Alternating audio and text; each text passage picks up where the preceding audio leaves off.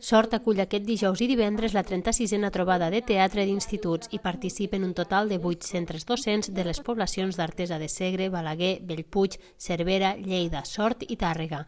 Aquesta activitat ha estat 2 anys aturada per la pandèmia, però enguany s'ha pogut reprendre, fet que es considera bàsic per fomentar la relació entre els diferents alumnes d'arts escèniques. El que fem és que cada institut presenta una obra diferent i, a part de ser bastant important això, perquè el que volem és una mica potenciar el que són les arts escèniques dintre de lo que és educació, també és que durant aquests 2 dies els alumnes el que faran serà una interrelació entre els diferents grups i llavors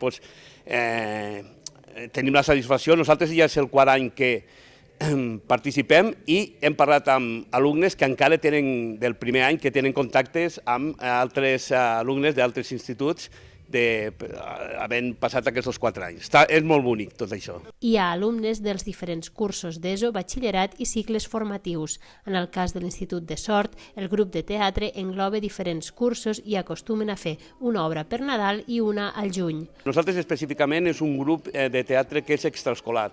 I per què? Perquè el que volem és que siguin de diferents cursos i llavors per això la idea, portem 10 anys, fem sempre, quan s'ha pogut, sempre una obra al Nadal, per aquí per Sort, i al juny una altra.